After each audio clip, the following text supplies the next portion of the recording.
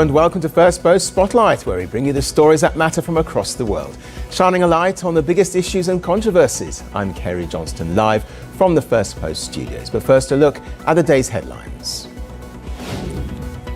US President Donald Trump accuses the UK of great stupidity for handing over the Chagos Islands to Mauritius.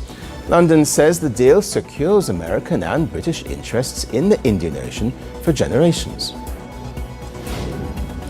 China urges Taliban-ruled Afghanistan to protect its citizens. This comes after a bombing at a Kabul restaurant killed at least 7 people, including a Chinese national. United Arab Emirates denies running secret prisons in southern Yemen, following claims by Saudi Arabia-backed Yemeni officials that widened a rift between the Gulf powers.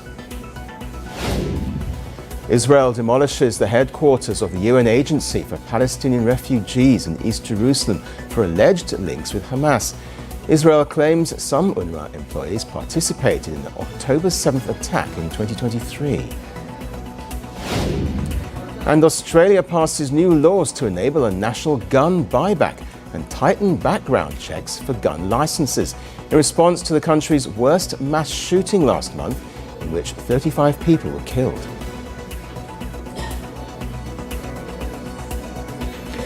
Well, let's begin with pulses. Small crops, but big stakes. As India and the United States move forward in crucial wide-scale trade talks, optimism is building. And just when negotiations appear to be nearing the finishing line, an old and politically sensitive issue has come back into focus: tariffs on pulses. The US ambassador to India, Sergio Gore, has acknowledged that trade negotiations are complex, but has expressed confidence that a deal will be reached.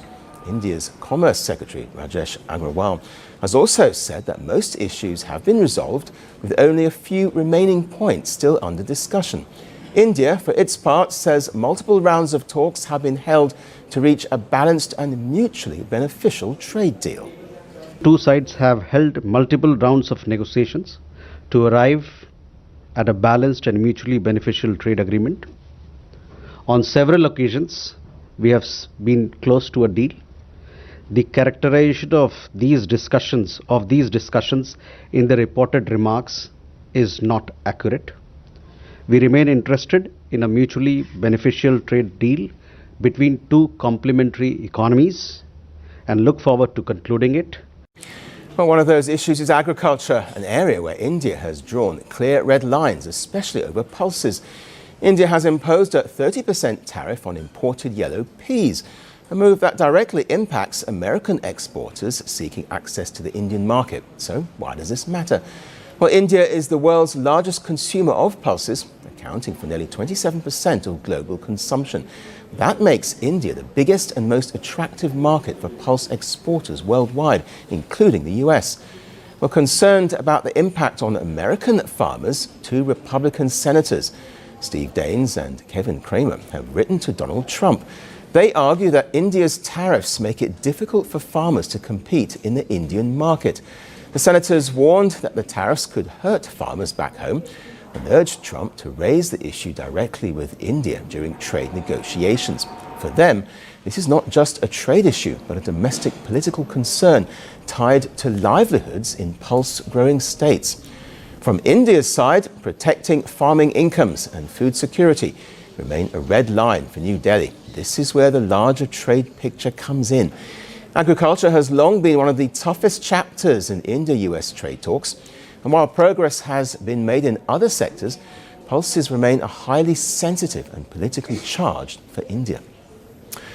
So while both sides say the broader trade deal is within reach, issues like pulses show why negotiations can remain delicate. For US farmers, the pressure is real. For India, protecting domestic agriculture is non-negotiable. Well, for more on this, we have Mithali Nikor, economist and founder of Nikor Associates, joining us live from New Delhi. Welcome to the program. Put simply then, just how important are pulses to the Indian economy? So I think firstly, thanks so much for having me on the show. I think these tariffs, which are being discussed these days, were actually imposed in October 2025 for the first time, but they've now come into full force, and that's why they are now being noticed by some of the Republican senators, and they are being raised in the U.S. Parliament. So it's quite an interesting turn of events. But on your question on the importance of pulses for Indian economy, see, the agriculture sector continues to provide employment for nearly half of India's workforce. So, of course, agriculture in general is extremely important for India's economy. The second reason why pulses become very critical within the agriculture sector is because pulses are the most important source of protein for a lot of vegetarian people in India. Pulses are actually a very important crop, and they're eaten pretty much across the country from the north to the south. So, when India is working on its improved nutrition plan, when it's working on its health plans for the next decade, millets and pulses are the two crops that the Prime Minister has actually highlighted as being critical for India's continued nutritional security and food security. So, pulses are no longer just about, just the livelihood aspect, but also about the disease, reducing the disease burden, improving the health status of the population. It goes beyond just the economy. So, given what you say, then, how do pulses play into the overall negotiations between India and the US? So I think the agriculture sector per se, today if we look at the structure of the agricultural economy in India, there are two types of structures that play out. One, if there is a state which has certain crops that are getting a guaranteed price from the government, which is the minimum support price, then there's a lot of surety in growing those crops. So there's rice and wheat which continue to get the minimum floor price from the government, and there are a lot of farmers which continue to grow these crops even in areas where it may not be climatically actually suitable to grow these crops. For instance, growing rice in Punjab, paddy in Punjab, which is a massive North Indian agrarian state, is actually not the best weather for growing rice, but because you have this minimum support price, they grow rice. Now, or for pulses, on the other hand, this is more like a crop where few states are providing, a minimum support price and crop insurance, and those states, you do find almost 60 to 70% of farmers growing this crop. And also because, of course, the domestic demand is just absolutely huge. So at the end of the day, for the trade negotiations, when India speaks with countries like the US, where there is a lot of farmer subsidy already in place in the US, and here in India, the technology for growing pulses is not that advanced. That the number of farmers growing pulses is also in pockets. These farmers need to be protected. So India comes from a point of our technology not being that advanced, and at the same time, this not being a choice of crop for a lot of Indian farmers, just because of the regulatory barriers, in this sector. Therefore, we are sort of at that point where it's very critical to protect the pulses farmers. So, to that extent, then, how much do both sides have a lot to lose if a deal isn't reached? So I think just last week we saw an announcement that came from the delegation of the European Union, which said that the Indian trade deal was going to move ahead, but they were not going to move ahead with having the negotiations on the agriculture sector.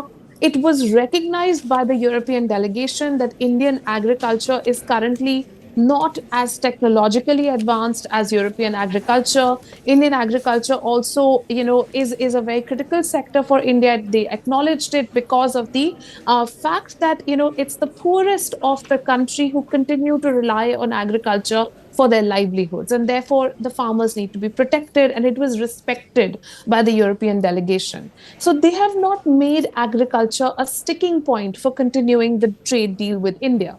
Now, on the other hand, when we look at the attitude of the American, negotiators, it's completely opposite. It has sort of reached a point where they're saying, if you don't open up the agriculture sectors to us, if you don't allow us, to export our large quantities of agricultural goods, especially American corn syrup and, palm oil and several of these commodities, then we are not going to have any discussion on the trade deal in other sectors.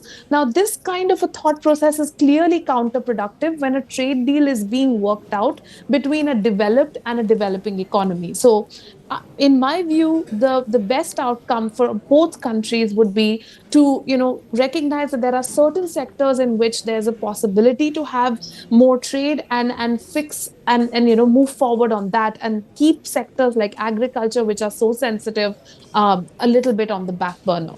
OK, we'll leave it there, Mithali. Nicole, thanks very much indeed for joining us here. Thank you. We'll bring our focus back to the United States, where amid the H-1B visa crunch, the demand for another visa type is seeing a surge, especially among Indians and Chinese nationals. Months after US President Donald Trump announced a staggering fee of $100,000 on fresh H-1B visa applications, interest in alternative visas is surging. Many are now turning to the EB-1A visa, commonly known as the so-called Einstein visa for high achievers, to gain entry into the US. The surge in the H-1B visa is affecting Indians the most. They account for nearly 71% of all applicants, followed by China. So what is the EB-1A visa? Well, it's a US green card category for people who demonstrate extraordinary ability in areas such as science, education, arts, business, or athletics. It leads to permanent residency and is often seen as one of the fastest routes to obtain US citizenship. According to the US Citizenship and Immigration Services, to be eligible, applicants must either win a major international award like a Nobel Prize or an Oscar, or meet at least 3 out of 10 listed criteria that highlight sustained national international acclaim. Applications for the EB-1A visa have tripled over the last 4 years, with nearly 7,500 filed between April and June last year, compared to 2,500 in 2021. But the approval rate has dropped significantly from 67% to 50%, reflecting tighter scrutiny by Donald Trump's administration. As the demand for the EB-1A visa spiked, so has the market for credential boosting services that in some cases may constitute fraud, according to a CBS News investigation. The report says some visa applicants, especially in the field of science and technology, are now attempting to pad their resumes with false records of achievement. Well, USCIS, the agency responsible for granting visas, says it's watching out for applicants who may have applied with purchased or fraudulent credentials. USCIS is committed to rooting out fraud by thoroughly screening and vetting all aliens seeking immigration benefits. Anyone submitting fake evidence or misrepresenting themselves will be found out and face the consequences. Well, the federal law sets annual limits for each visa category. Last year, the cap was 140,000 employment-based visas, including the Einstein visa, with no more than 7% given to nationals of any particular country, despite their population. Well, this creates backlogs for applicants from India and China, where the demand for employment-based visas is high. So as the Trump administration tightens scrutiny, the rush towards the so-called Einstein visa sheds light on a deeper reality where global talent is competing for fewer opportunities. Now let's shift our focus to East Asia. Even as Japan's tourism boom breaks records, a striking exception is emerging. Chinese visitors are now pulling back as politics spills into business. A diplomatic spat with China has sent shockwaves through Japanese travel sectors. Tokyo's recent take on Taiwan has flared tensions with China, triggering a sharp drop in tourism. The impact is already visible in the numbers. In December, arrivals from China plunged by about 45%, falling to roughly 330,000 visitors. Well, it all started when Japanese Prime Minister Sanai Takaichi made remarks regarding any potential military intervention over Taiwan. Well, China then responded by urging its citizens to avoid travel to Japan. Now, Tuesday's data showed that the warning has had an immediate impact. This pullback is significant. China had been Japan's single largest source of tourists, with nearly 7.5 million Chinese visitors arriving in the first 9 months of 2025 alone. Well, despite the setback, Japan's overall tourism numbers remain historic. In 2025, total arrivals hit a record 42.7 million, surpassing the previous tally of nearly 37 million. A weak yen has helped turn Japan into a top global bucket list destination. Chinese tourists accounted for a quarter of all foreign tourists, with their spending reaching about $3.7 billion in the third quarter alone. Now, the fallout is being felt on the ground. Businesses dependent on Chinese tourists are facing an abrupt and painful downturn. A Tokyo travel agent reportedly said that sales had collapsed by 90%. But despite the setback, Japan's Transport and Tourism Minister called the overall figures a significant achievement. While the number of Chinese tourists in December decreased, we attracted a sufficient number of people from many other countries and regions to offset that. There had been a steep increase in tourists from Europe, the United States, and Australia. We also hope and want to make sure that Chinese visitors will return to us as soon as possible. As China turns its back on Tokyo over the Taiwan row, the fallout is now visible. Chinese tourists are staying away and travel-linked businesses are under strain. Japan's visitor numbers may still be at record highs, but cracks are emerging beneath the surface, with industry leaders warning of fewer tourists ahead. Yet Japan remains determined to push forward. And with a bold ambition of 60 million tourists a year by 2030, Tokyo is betting resilience will outweigh retaliation. So the question remains, as geopolitics reshapes travel and trade, will Japan weather the fallout, or will tourism be the first cost of the Taiwan standoff? Well, our final story now comes from the Philippines, where researchers have detected elevated levels of a radioactive isotope off the west coast. According to a recent study, analysis of 119 surface seawater samples in the West Philippine Sea showed iodine-129 concentrations. Well, they range from 6.5 to nearly 15 million atoms per kilogram. In context, that's up to almost 2 times higher than those measured in other waters claimed by the Philippines. And while the detected levels are higher than normal, scientists emphasize that they pose no direct threat to public health or local fisheries. So, where did this radioactive material come from? Researchers believe it originates from multiple sources, including the reprocessing of nuclear fuel, past nuclear weapons tests in China's Xinjiang, and the former Soviet Union test at a test site in Kazakhstan, and also fallout from the Chernobyl disaster way back in 1986.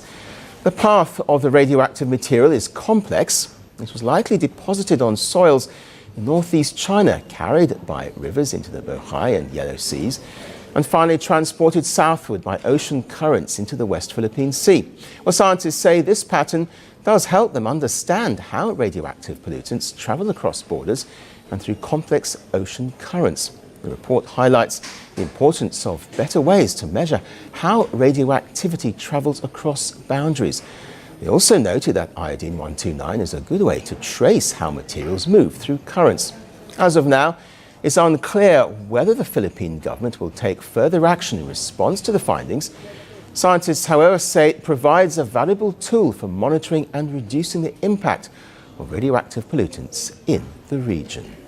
Well, the discoveries may be the byproduct of human choices, nuclear tests and reactor experiments. It also shows that we still have a lot to learn, how decades-old nuclear activity can resurface years later. That's all we have time for on the show today, but we'll see you again tomorrow at the same time. Thanks for watching. Bye-bye. From breaking news to the day's biggest controversies, shedding light on the world's top headlines, detailed analysis on the stories that matter the most to you. Catch it all on Spotlight at 6 p.m. India time and 12:30 GMT, only on Firstpost.